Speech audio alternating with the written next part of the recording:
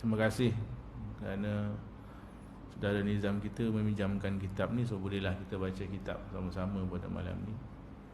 Dan kepada tuan-tuan yang masih lagi belum ada kitab, carilah kitab. Ni nak meminjam apa kata-kata Dr. Ali kan. Ambil Quran tuan-tuan, ambil kitab tuan-tuan.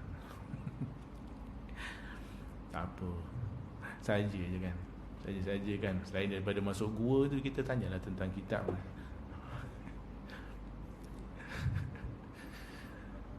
Lain macam pula malam ni kan, tiba-tiba masuk gua.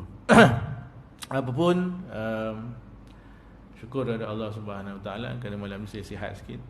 Tu jadi imam tadi tu. Kalau tuan-tuan perasan dah seminggu lebih, walaupun saya ada, saya tak jadi imam. Saya minta siapa-siapa lagi yang boleh gantikan imam.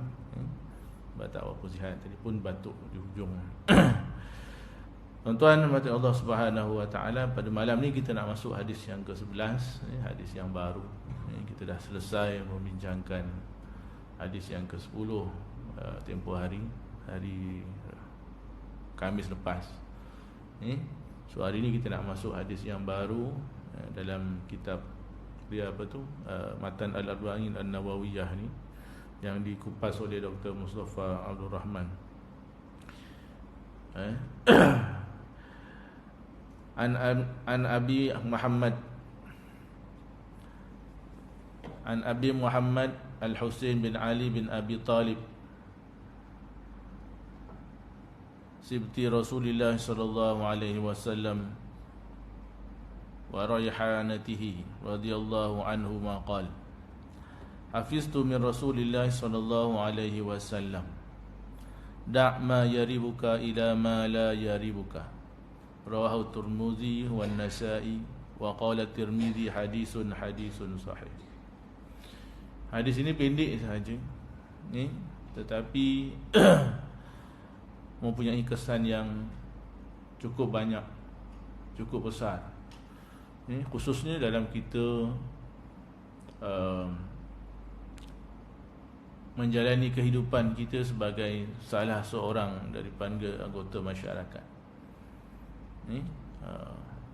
Menentukan bagaimanakah kita berfungsi dan menentukan bagaimanakah kita sepatutnya berakhlak dengan akhlak yang dianjurkan oleh agama kita, yang dibawa oleh Rasulullah sallallahu alaihi wasallam.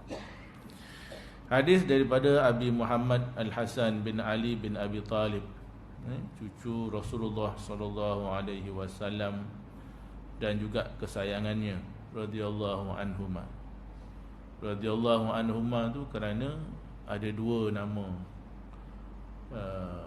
sahabat yang disebut di situ, iaitu Sayyidina Ali dan juga Al-Husain, yang juga cucu Rasulullah sallallahu alaihi wasallam. Sebab tu radhiyallahu anhuma. Biasanya kan radhiyallahu anhu kan. Tapi radhiyallahu anhuma tu kerana ada dua nama sahabat di situ. Yang kedua-duanya adalah sahabat yang besar, sahabat yang besar dan sahabat yang memberikan sumbangan dalam pengembangan agama Islam ketika zaman Rasulullah sallallahu alaihi wasallam dan juga zaman selepasnya.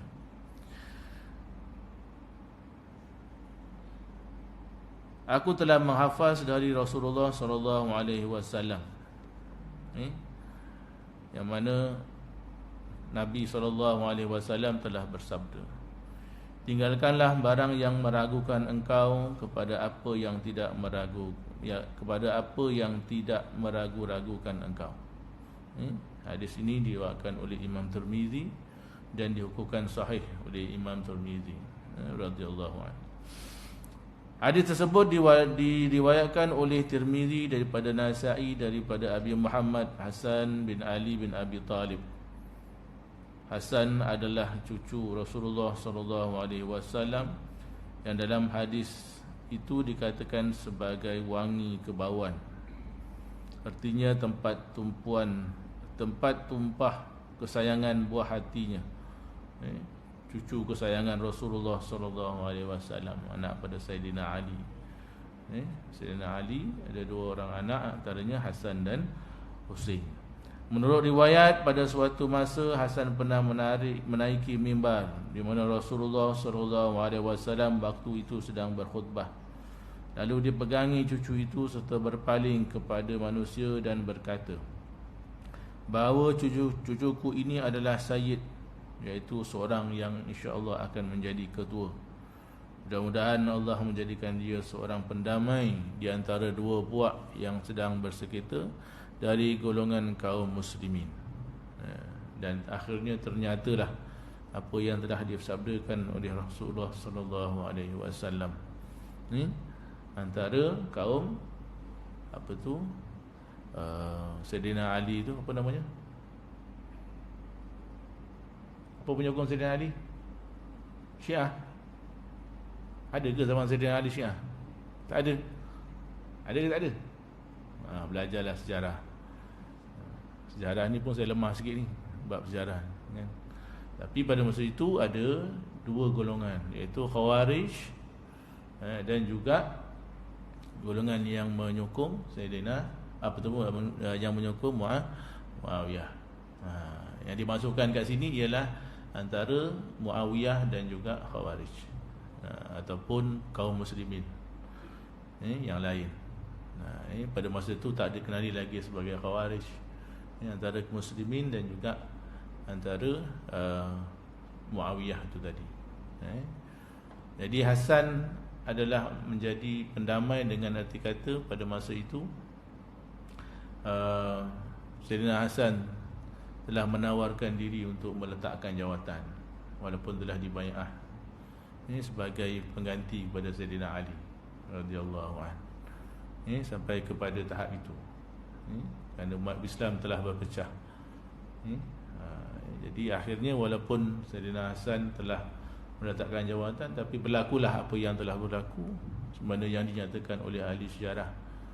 Itu pun ada yang mempertikaikan sama ada betul ataupun tidak catatan tu.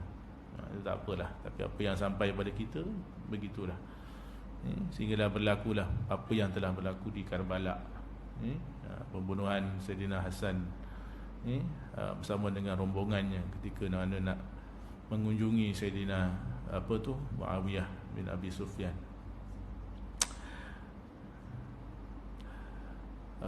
Akhirnya mana tadi? Kerana sebaik-baik saja wafat ayandanya Sayyidina Ali radhiyallahu anhu, maka bersegeralah orang ramai mengangkatnya menjadi khalifah. Tetapi setelah 6 bulan, jawatan tersebut diserahkan kepada Muawiyah, kepala negara yang pertama bagi kerajaan ataupun daulah Umayyah pula. Daulah Umayyah. Dia ni kalau suruh Doktor siapa Allahu Akbar namanya, Dr. Azmi, Syarul Azmi, kalau suruh kupas ni memang tak habis 3 hari 3 malam. Dia punya PhD adalah tentang benda ni, tentang sejarah yang berlaku ketika mana selesainya pergolakan ataupun selepas pembunuhan Sayyidina Ali tu, memang dia punya bidang sampailah kepada kerajaan Abbasiyah. Kalau kita suruh ceramah masa Ikhtinamul Fawaid pun bagus juga. Biar mata kita terbuka apa yang berlaku sebenarnya. Itu pun ialah macam saya kata tadi, ada banyak qaul, ada banyak pendapat, ada banyak riwayat. Mana riwayat yang betul. Tapi bila kita tengok tu macam tak masuk akal bagaimana sahabat begitu berselisih faham kan. Tapi itulah yang sampai pada kita. Yang penting bagi kita, jangan kita menyalahkan Muawiyah, jangan kita menyalahkan Sayyidina Hasan, jangan kita menyalahkan Sayyidina Husain. Sebab mereka itu adalah antara golongan yang dipilih dan disebutkan oleh Rasulullah sebagai generasi terbaik. Afdalul qarni, kata Nabi. Summa yalihi. Sebaik-baik kurun itu adalah kurun aku semasa Nabi sedang hidup dengan para sahabat semua. Summa yalihi, kemudian zaman para tabi'in. Summa yalihi, kemudian zaman para tabi'in. Sebab tu ada yang pendapat ahli-ahli sejarawan khususnya mempertikaikan cerita-cerita yang sampai, sama ada betul tu begitu ataupun sebenarnya telah diputarbalikkan oleh orientalis dan sebagainya. Apapun kita yang wajib kita berpegang adalah kita bersangka baik dengan para sahabat. Sebab mereka semua tu adalah mujtahid. Kalau saya lah, mereka itu adalah mujtahid yang telah dididik di zaman Rasulullah sallallahu alaihi wasallam dengan sebaik-baik didikan. Melihat sendiri bagaimana Rasulullah hidup, melihat sendiri bagaimana Rasulullah berperanan, melihat sendiri bagaimana Rasulullah bertindak. Dan oleh kerana masing-masing adalah mujtahid, maka masing-masing ada kecenderungan, ada pendapat yang mungkin benar sebenarnya, cuma kita tak tahu. Sebab kita golongan yang terkemudian, dan cerita-cerita yang sampai itu pun hanya sekadar cerita-cerita yang riwayatnya pun diragui sama ada sahih ataupun sebaliknya. Sebab yang berlaku ialah apa yang berlakunya perselisihan dalam umat Islam sekarang ni ialah kerana apabila mereka keterlaluan di dalam menilai pengkisahan berkenaan, sampai timbullah perpecahan, Khawarijnya dan sebagainya sampai sekarang, Syiah dan sebagainya sampai sekarang.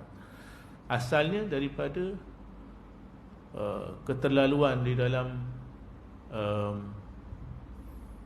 menerima ataupun menanggap apa yang berlaku sebenarnya dalam zaman fitnah berkenaan. Itu pun pernah disebut oleh Rasulullah sallallahu alaihi wasallam. Cuma kita janganlah kita juga terjebak dalam kancah berkenaan. Mudah-mudahan Allah Subhanahu wa taala memelihara kita daripada bersangka buruk pada sahabat, bersangka buruk kepada tabi'in dan juga tabi'in. Kerana kita ni tidak setara dengan mereka. Tidak berada di dalam tarbiyah mana yang telah disampaikan oleh Rasulullah sallallahu alaihi wasallam. Hadis ini walaupun ringkas, pengertiannya mengandungi nilai hukum yang tidak kurang pula pentingnya. Nampak ringkas, ada beberapa perkataan saja, tetapi penting sebenarnya dalam kita menentukan tingkah laku kita, dalam kita menentukan arah tuju kita, dalam kita memainkan peranan kita sebagai salah seorang anggota masyarakat, apatah lagi dalam kita menentukan tindak tanduk kita terhadap perkara-perkara yang berlaku di sekeliling kita khususnya. Kerana dengan berpandungkan petunjuknya, seorang dapat mengambil sikap teguh dalam menghadapi segala perkara yang meragu-ragukan hatinya, sebagaimana yang akan dihuraikan seperti bawah ini. Dalam hadis ini secara ringkas Rasulullah sallallahu alaihi wasallam menyatakan bahawa tinggalkan apa yang meragukan kamu kepada apa yang tidak meragukan kamu. Macam catatan-catatan sejarah tadi itulah, kan? Dengan banyaknya pertelingkahan, pertembungan tu, maka dia mengelirukan kita dan kadang-kadang menyebabkan kita mengambil pendirian yang akhirnya memberikan fitnah terhadap ajaran agama kita sendiri. Apatah lagi kita dah 1400 tahun kan ditinggalkan oleh baginda Rasulullah sallallahu alaihi wasallam. So cerita sebenar tu Allahu a'lam. Tak payahlah 1400 tahun, 50 tahun ke belakang pun dia tak ingat. Semalam pun tak ingat dah makan apa. Semalam kebetulan tu masa mesyuarat semalam tu orang tanya. Saya pun bertanya-tanya kenapa saya tak ada malam tu Ustaz Jeffrey tu kan. Lama tu baru ingat. Oh, rupanya saya balik kampung malam tu. Padahal saya ada. Minggu tu dah balik pada Sarawak. Lama tu baru. Itu baru 2-3 hari. Kan? Apatah lagi yang beribu-ribu tahun, beratus-ratus tahun dan sebagainya. Pada hadis tersebut Rasulullah sallallahu alaihi wasallam menjelaskan bahawa perkara yang meragukan atau yang mendatangkan syak wasangka di hati, itu yang dimasukkan dengan perkara yang meragukan. Yang mana bila kita teliti, bila kita lihat, ia sesuatu yang menyebabkan timbulnya prasangka, syak wasangka di hati kita. Betul ke? Sebab kita tak dapat bukti yang jelas tentang perkara berkenaan, sama ada betul ataupun sebaliknya. Itu apa sahaja yang terdetik di hati, yang meragukan kita, maka itu dinamakan sebagai perkara yang meragukan. Sabdanya mengenai perkara ini ialah tinggalkan perkara yang meragukan, iaitu perkara yang tidak menyenangkan perasaan, kerana dalam pandangan engkau perkara itu tidak terang keadaan, dan yang demikian nyatalah kesamarannya. So Nabi dalam hadis ni kata, kalau ada terdetik kesamaran, keraguan, maka tinggalkan. Ni datang ni nak sembahyang ke nak mancing? Harus tinggalkan. Bukan kata tak boleh nak berhati-hati, boleh kan. Tapi itu adalah bisikan-bisikan syaitan. Tak pasal-pasal kan, tak pasal-pasal kita dapat dosa kan, bersangka buruk. Sedangkan Allah kata ijtanibu katsiran minaz-zan kan, jauhkan oleh kamu daripada banyak bersangka buruk, berzon, menyangka-nyangka sesuatu yang tak pasti. Kalau kita tengok kisah-kisah para awliya Allah Subhanahu wa taala pun kan, yang telah dikisahkan kepada kita kan, banyak keadaan wali-wali tu diceritakan tu tak serupa wali pun. Bila kita tak sangka, yang kita sangka kita boleh duduk dekat rostrum ni kan, baca kitab, walaupun kitab pinjam ni, kata kita dah hebat. Jangan kata tak tahu lagi Haji Alim tu kan, dia tak duduk kat depan aja sebenarnya. Itu je kan. Tu dia cakap dengan dia hari lepas je, bila nak jadi imam lagi Haji Alim. Dia sanggup bermotosikal ke jauh. Maknanya kita kena betul belikan motosikal kat dia lah kot, supaya dia bawa motosikal besar daripada rumah dia kemari buat jadi imam. Jadi kalau ada keraguan, kalau ada syak wasangka, maka Nabi kata tinggalkan. Begitu jugalah kita berlaku kalau kita bermuamalah dengan masyarakat, dengan rakan-rakan, sahabat-sahabat kita, sama ada di surau ke kan, di kedai ke, di pejabat ke dan sebagainya. Maka tinggalkanlah keraguan tu. Tinggalkanlah bersangka-sangka berkenaan. Kerana dia tidak mendatangkan pahala dan tidak mendatangkan redha Allah Subhanahu wa taala. Kemudian ambillah perkara yang tidak meragukan engkau, iaitu yang terang keadaannya, yang nyata hukumannya. Kalau dah jelas dia datang memang mancing, baru kita kata mancing. Kalau jelas dia datang dengan bawa bantal, dengan bawa selimut, nak masuk gua, baru kita kata masuk gua. Contoh, tak ada kaitan. Ini buat video-video yang tak ada kaitan kan, berlakon depan gambar orang dekat gua tu kan, tak betul lah juga. Ada kaitan kat sini kan? Tak ada kan? Tak boleh lah depan Bilal Basri, tak boleh. Jadi automatik. Tak maaf lah Basri dak ma la yaribuka ila ma la yaribuka. Okey. Heran. Orang duduk yang tengok YouTube ni heran, apa hal ustaz ni masuk gua dia tadi kan. Okey.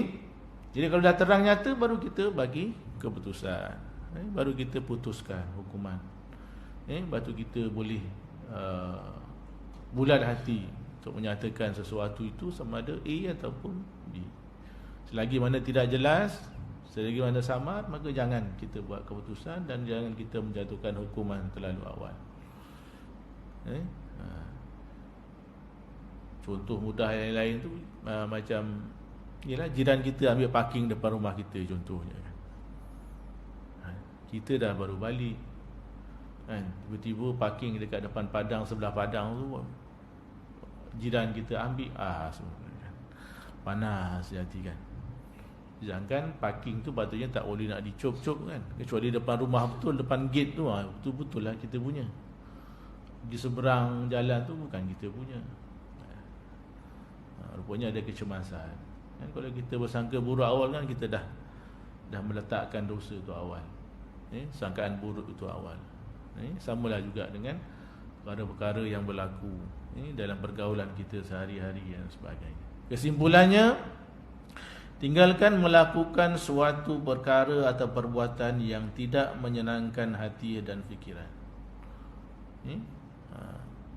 Sebab perkara yang menjadi sama-sama dan menjadi keraguan ni, dia bukan menyenangkan hati, dia menyakitkan hati. Dia menyakitkan hati, menyebabkan hati kita berkata-kata, tersinggung dan sebagainya. So tinggalkanlah perkara-perkara berkenaan supaya kita dapat hidup dalam keadaan yang harmoni, menerima sesiapa sahaja dengan hati yang terbuka, dengan hati yang lapang dan sebagainya. Hatta dalam pandangan kita orang tu tidak begitu menyenangkan, contohnya. Sebab kita tidak tahu kan, kita tak tahu orang tu macam mana. Walaupun depan kita nampak serikih, nampak tak terurus, tapi di sisi Allah kita tak tahu dia macam mana kan? Tak dia tu yang mustajab doanya, kita tak tahu. Lepas tu saya sering cakap dengan anak murid saya, kata jumpa siapa-siapa bagi salam. Kita tak tahu siapa yang mustajab doanya. Kerana salam tu sendiri adalah doa. Bila kita bagi salam, maka kita mendoakan orang yang kita beri salam, dan orang yang menjawab salam kita juga mendoakan kita. Betul kita memberikan salam kepada wali ke, kepada orang yang mustajab doanya ke, kan dia dapat satu doa mustajab, kesejahteraan ke atas kita. Tapi itu selalu yang kita tinggalkan, bukan anak murid, bukan anak-anak kita sajalah, kita sendiri kadang-kadang kita tinggalkan amalan memberi salam ni. Sedangkan Nabi dikisahkan adalah menjadi orang yang pertama bagi salam kalau berjumpa dengan sahabat. Sahabat berlumba-lumba, siapa dulu nak bagi salam, Nabi ke dia? Tapi acap kali, sering kali Nabi yang memberikan salam terlebih dahulu. Itu yang dianjurkan oleh Allah Subhanahu Wa Taala, kerana saling doa mendoakan kebaikan. Dan itu yang kita diajarkan untuk kita buat selepas setiap kali solat. Doa yang dianjurkan oleh Rasulullah sallallahu alaihi wasallam, diajarkan, Allahumma ighfirlil muslimina wal muslimat kan. Doakan semua, jangan doakan diri kita saja. Sebab bila kita mendoakan orang lain tanpa pengetahuannya, maka doa itu akan kembali kepada kita. Itu janji Allah Subhanahu Wa Taala. So kita doakanlah sama ada rakan-rakan kita yang ditimpa musibah ke, ahli keluarga kita yang ditimpa musibah ke. Mudah-mudahan musibah itu tidak menimpa juga kepada kita. Ataupun mudah-mudahan jika kita ditimpa musibah berkenaan, Allah akan segera angkat. Baik, itulah akhlak orang yang beriman. Sementara itu ada pula riwayat yang menerangkan arti perkara yang meragukan dan yang tidak meragukan. Menurut riwayat daripada Abi Hurairah bahawasanya Rasulullah sallallahu alaihi wasallam pernah bersabda kepada seorang lelaki akan hadis tersebut, iaitu tinggalkan barang yang meragukan engkau kepada barang yang tidak meragukan engkau. Dikala itu lelaki tersebut terus berkata ataupun terus bertanya, bagaimanakah caranya aku dapat mengetahui hal itu? Maka Rasulullah sallallahu alaihi wasallam pun menjawab, idza aradta amran fadha' yadaka ala sadrik fa innal qalba yattaribu lil haram wa yaskunu lil halal. So macam mana nak kenal perkara yang meragukan dengan perkara yang tidak meragukan? Menurut hadis riwayat daripada Abi Hurairah ni, kebetulan bila Nabi bersabda sedemikian, Ada sahabat yang bertanya, so nak tahu macam mana ni ya Rasulullah, kan, perkara yang meragukan dengan perkara yang tidak meragukan. Maka Nabi menjawab, wa iza aradtal amra fada' yadaka ala sadrik. Apabila engkau berkehendak melakukan sesuatu perkara, maka letaklah tangan engkau ke atas dada engkau. Nak tahu, ambil tangan, letak atas dada. Fa innal qalba yattaribu lil haram wa yaskunu lil halal. Kerana sesungguhnya hati itu akan bergetar terhadap perkara-perkara yang haram, dan akan yaskun tenang, lil halal, terhadap perkara-perkara yang halal. Nak tahu halal ataupun haram, meragukan ataupun tidak, maka tengok hati. Cuma hati ni kena pastikanlah juga hati orang yang beriman. Kalau hati memang hati jahiliah tu, tak jadilah juga kan. Hati yang beriman, orang yang beriman, dia akan bergetar apabila dia melihat ataupun dia menanggap sesuatu yang haram. Secara automatiknya dia akan begitu. Hati yang penuh dengan keimanan, hati yang percaya kepada rukun iman yang 6, hati yang percaya kepada, betul-betul percaya pada kitab Allah, kepada para malaikatnya dan sebagainya, maka dia akan secara automatik akan bergetar terhadap perkara-perkara yang haram. Okey ke tak ni? Tak okey ke ni? Kan? Dan dia, salah satu cara nak kenal juga, dia tidak mencari-cari alasan. Tak apa kot. Kan? Tak apa kot, samalah tu. Dia dah bergetarlah hatinya kot. Sekali-sekali tak apa kot. Dah ada kot tu memang tak boleh lah. Tinggalkanlah. Kalau ikut hadis ni. Dan wayaskunu lil halal, dan dia akan tenang ketika mana dia menanggapi perkara-perkara yang halal. Mudah saja kalau ikut formula ni, mudah saja. Cuma kita kena didiklah hati kita dulu. Kan? Ustaz Gunawan dah habis dah kitab kan, penawar bagi hati tu. Kan? Jadi patutnya masing-masing dah arif dah. Kan? Macam mana hati kita nak berkelakuan terhadap perkara-perkara yang berlaku dalam hidup kita. Tetapi kegelisahan dan ketetapan itu adalah tertentu bagi orang yang kuat memelihara hukum tersebut. Bergetar tak bergetar hati itu bergantung kepada tuan punya badan. Dia tu jenis macam mana? Jenis yang pelihara atau jenis yang tidak memelihara. Tu tadi kita sebut tadi itulah. Kan? Jadi kalau memang hati orang yang asi, memang dia tak rasa apa-apa lah kalau dia buat maksiat. Kan? Hati orang yang memang gemar mengumpat, dia tak terasa apa-apa kalau dia mengumpat. Kan? Walaupun mengumpat tu bukan dengan mulut, kan? Mengumpat tu dengan tangan dan sebagainya.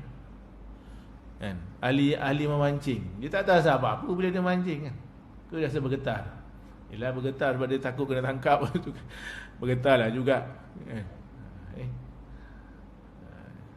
Jadi kalau kita berjaya memelihara hati kita, mendidik hati kita untuk sentiasa ingat pada Allah Subhanahu Wa Taala, untuk berkelakuan dengan kelakuan-kelakuan yang diperintahkan, meninggalkan yang haram, maka insya-Allah hati itu sendiri akan memberitahu sama ada perkara yang kita buat tu betul ataupun sebaliknya. Yang menjauhi dari segala syubhah dan berusaha meningkatkan dirinya ke darjat taqwa. Kalau tidak berusaha, maka hati itu tidak berperanan. Kan? Ala inna fil jasadi mudghah, kan kata Nabi dalam hadis yang lain. Iza saluhat saluha jasadu kulluh, wa iza fasadat fasada jasadu kulluh. Ala wahya qalb. Baru dah hati itu berperanan menjadi raja, berperanan untuk memandu tubuh badannya, anggota-anggotanya, tentera-tenteranya, dalam melakukan segala perbuatan. Perlukan mujahadah, perlukan latihan, perlukan kesungguhan daripada kita sendiri, memelihara anggota-anggota tubuh badan kita, akal kita dan sebagainya. Barulah hati boleh berperanan sebenarnya yang sepatutnya hati orang yang beriman untuk meningkatkan dirinya ke darjat takwa. Apa dia takwa? Menjauhi kemurkaan Allah, berusaha mendapatkan keridaan Allah. Itu dah takwa. Apa sahaja perbuatan yang mana dengan perbuatan itu mendekatkan diri kepada Allah, maka itu adalah takwa. Tapi perbuatan-perbuatan yang melakukan ataupun yang melanggar perintah Allah, maka itu adalah perbuatan-perbuatan yang merendahkan nilai ketakwaan kepada Allah Subhanahu wa taala. Bahkan dalam satu hadis yang lain, Rasulullah sallallahu alaihi wasallam menyifatkan orang yang melakukan maksiat adalah orang yang tidak beriman. Orang yang sedang melakukan maksiat adalah orang yang tidak beriman. Sebab kalau dia beriman, dia tidak akan melakukan perbuatan berkenaan. Walaupun dalam hadis itu Nabi memberikan contoh zina, memberikan contoh mencuri, dan sebab itu ada contoh saja. Bukannya betul-betul kita melakukan zina baru tidak beriman, atau mencuri baru betul-betul tidak beriman. Itu ada contoh, kan? Buat maksiat saja, maka ketika itu kita tidak beriman, sebab kita lupa kepada rukun iman kita yang 6 tu. Pada masa kita melakukan maksiat tu, kita tidak memenuhi syarat-syarat yang melayakkan kita untuk menjadi ataupun mengaku orang yang beriman. Beriman tu syaratnya ma waqara fi qalbi, apa yang ada di dalam hati, kemudian dilafazkan dengan mulut dan diperbetuli dengan perbuatan. Itu baru syarat beriman. Bukan hanya di dalam solat bersyahadah dan sebagainya, bukan. Bukan hanya ialah pada majlis-majlis yang tertentu berselawat dan sebagainya, bukan. Tetapi berlaku di setiap kali kita melakukan suatu perkara. Baik saja kita buat maksiat, maka ketika itu kita tidak beriman. Dan kalau kita mati ketika kita buat maksiat, apa jawapan kita depan Allah Subhanahu wa taala? Peringatan kepada kita semualah, kan? Kalau bincang pasal benda tu berat, kan, dengan keadaan sekarang ni maksiat merata-rata dan sebagainya. Na'udzubillah. Janganlah sebab tu kita mati kita melakukan maksiat. Takut-takut kita tergolong dalam orang yang disebut oleh Nabi dalam hadis berkenaan mereka yang melakukan maksiat dan dianggap tidak beriman itu. Dan orang yang seperti inilah yang mempunyai perasaan ragu, yang memandang suatu perkara itu syubhah ataupun tidak. Kalau kita dah memang melihara jiwa kita, hati kita adalah hati yang kita penuhkan dengan zikrullah, dengan rasa taubat dan istighfar, maka hati itulah yang akan menimbulkan rasa syubhah apabila kita berhadapan dengan perkara-perkara yang haram atau perkara-perkara yang maksiat.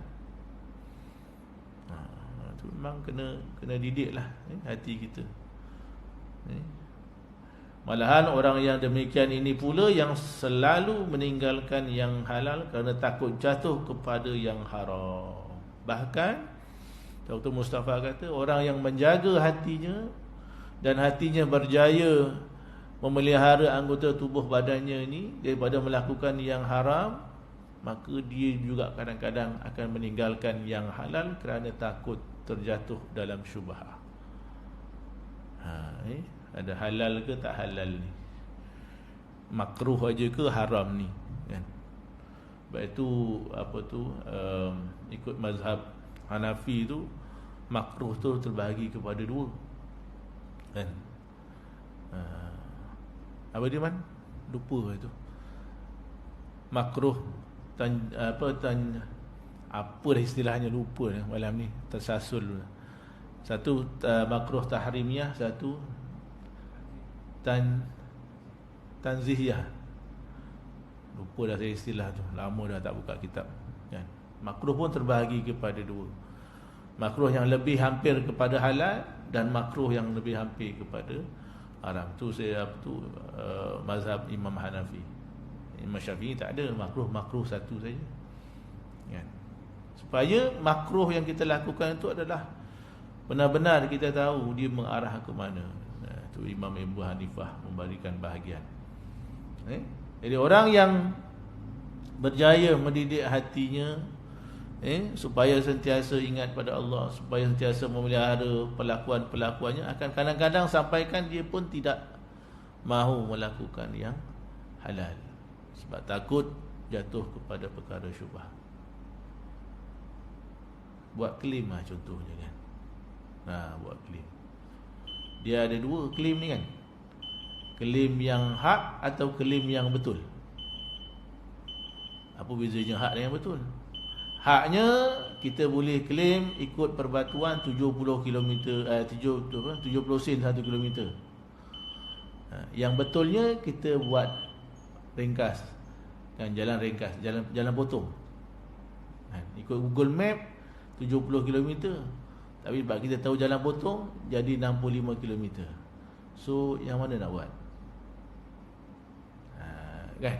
Contohlah, tak ada kaitan lah dengan orang yang kerja-kerjaan kan. Walaupun yang bercakap ni pun kerja-kerjaan juga. Dia nak azan dah ke? Dengan seronok ni. Kita azan lah dulu. Azan. Sila. Kita berhenti kejap. Dah tinggal sikit ni sebenarnya. Alhamdulillah. Azan dulu. Kita habiskan insya-Allah.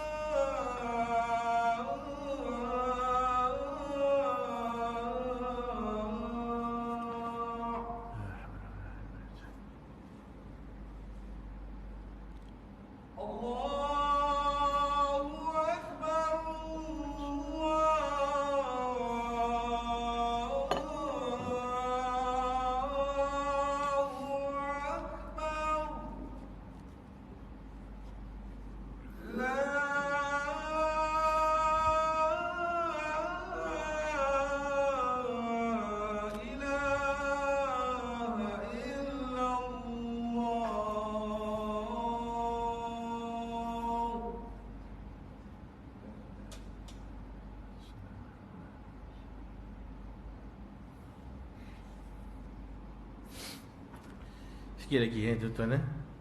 Sampai mana tadi? Sampai klaim. Klaim yang hak ataupun klaim yang betul. Ini berlaku betul ni atas diri saya ni. Saya dulu kerja dekat, sempat dah ada dekat Putrajaya kan. Putrajaya, saya berjaya kan. Tempat yang yalah, kalau penjawat awam ni kalau dapat kerja kat Putrajaya tu hebat lah kan, duduk bilik aircon kan, pakai kereta kerajaan. Cuma pakai kereta kerajaan tu atas ihsan, bos tak pakai boleh kita boleh pakai.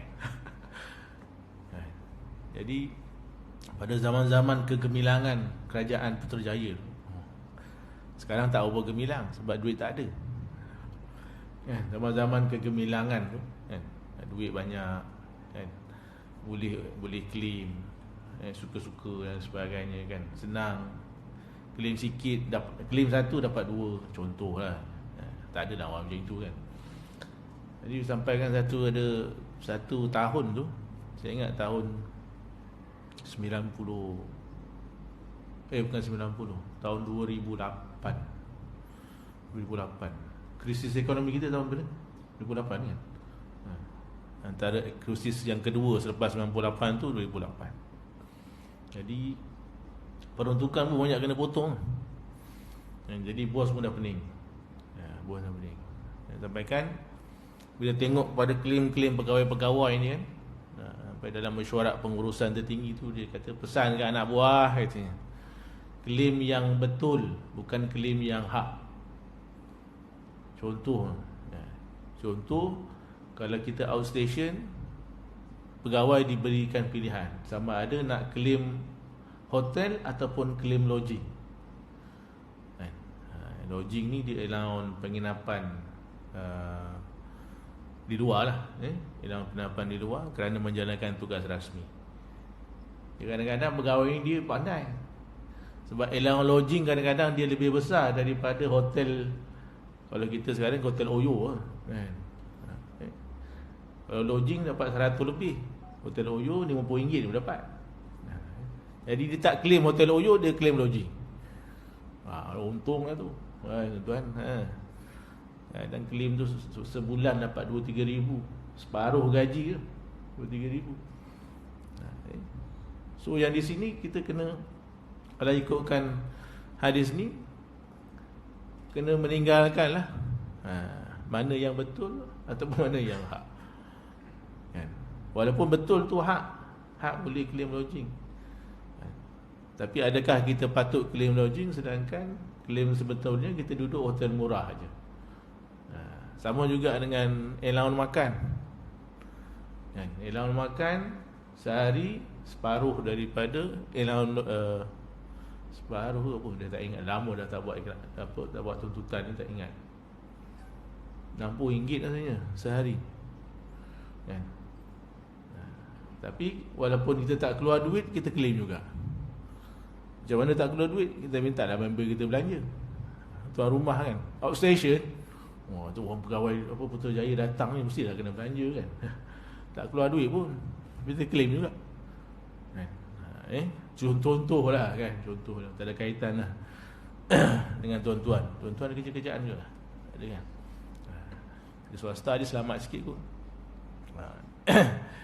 Sebagaimana yang pernah dikatakan oleh Abu Zar Al-Ghifari radhiyallahu anhu, tamamut taqwa tarku ba'dal halal haufan an yakuna haraman. Sebenar semulia ataupun sesempurna takwa itu ialah meninggalkan sebahagian yang halal kerana takut untuk terjerumus dalam perkara yang haram. Tamamut taqwa, sesempurna takwa, sebab kita nak jaga tubuh badan kita daripada bakaran api neraka kan. Jadi kita kadang-kadang terpaksa meninggalkan yang halal dalam usaha berkenaan. Sebagaimana yang pernah ditanya orang kepada Ibrahim bin Adham, bahawa adakah ia merasa ingin minum air Zam-Zam. Pada saat ini ada kisah lah, diceritakan oleh Dr. Mustafa Abdul Rahman. Maka Ibrahim bin Adham pun jawab, sekiranya aku ada timbaku sendiri, maka akan aku meminumnya. Ibrahim bin Adham ni sampai dia tak nak gunakan timba yang disediakan oleh kerajaan. Dia nak pakai timba dia sendiri untuk dia ambil air Zam-Zam. Sekarang memang tak ada lah kan? Kalau tuan-tuan pergi Mekah ke Madinah ke pakai timba lagi, itu tak tahulah meninggalkan yang meragukan ke menimbulkan keraguan. Dah ada cawan pakai timba lagi kan? Dulu mungkin sebab telaga masih dalam bentuk telaga kan. Jadi itu jawapan Ibrahim bin Adham, sebab dia tak nak gunakan timba yang disediakan, sebab dia merasa was-was dengan timba yang disediakan oleh Sultan pada masa itu, yang dipandang olehnya adalah seolah-olah harta syubhah. Sampai peringkat itu, nak menjaga hati, nak menjaga tubuh kita, daripada perkara-perkara yang boleh menyebabkan kita termasuk di dalam neraka Allah Subhanahu wa taala, wal iyadu billah.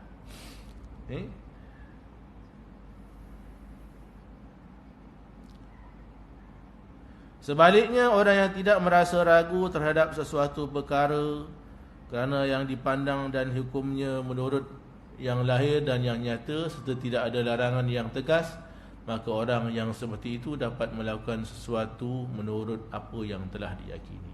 Walaupun demikian, Islam ni dia menghukumkan perkara yang zahir. Janganlah tuan-tuan sampai menyelidik sedemikian sekali. Nahkum bizawahir, kata Nabi dalam satu hadis. Saya tak ingat matanya yang jelas ni. Islam ni dia menghukum mengikut apa yang zahir, kerana yang zahir itulah yang nyata. Kan? Jadi kalau ada surah Al-Nur ada makanan kat belakang tu, makanlah. Kan? Dah terhidang tu makan. Jangan terdidik ini. Saya cek, ni ada tulis tak ni? Untuk siapa ni? Jemaah yang sembahyang ke? Jemaah yang jadi imam saja? Jadi imam saja, Pak Imam je lah kan? Kalau dah letak kat belakang tu, kira alah lah, itu je dah. Maksudnya boleh kita hukumkan dengan yang zahir saja. Jangan terlalu sampai menyelidik sehingga menyusahkan diri kita sendiri. Itu tak apa sebenarnya, tak ada masalah. Yang penting bila kita pegang hati kita, hati kita berkata-kata betul ke ataupun sebaliknya, meragukan ataupun sebaliknya. Wallahu a'lam. Selesai hadis yang ke-11. Ringkas. Tapi macam saya kata, hadis walaupun ringkas, tetapi hadis ni sangat besar maknanya, khususnya kepada orang yang nak menjaga hatinya, menjaga perbuatannya, menjaga tingkah lakunya, menanggapi perkara-perkara yang berlaku di hadapan matanya. Dah terang nyata baru kita menghukum. Kalau tak terang nyata, jangan kita menghukum. Didiklah hati kita supaya tidak berlaku ataupun tidak bersangka buruk terhadap orang lain. Mudah-mudahan orang lain juga tidak bersangka buruk terhadap diri kita. Wabillahi taufik. Kita akhiri dengan tasbih kafarah dan suratul Asr. Bismillahirrahmanirrahim. Al-Asr. Innal insana lafi khusr illa alladhina amanu wa 'amilus solihat wa tawasaw bil haqq wa tawasaw bis sabr. Subhanakallahumma wa bihamdika asyhadu an la ilaha illa anta astaghfiruka wa atubu ilaik. Wabillahi taufiq. Assalamualaikum warahmatullahi wabarakatuh.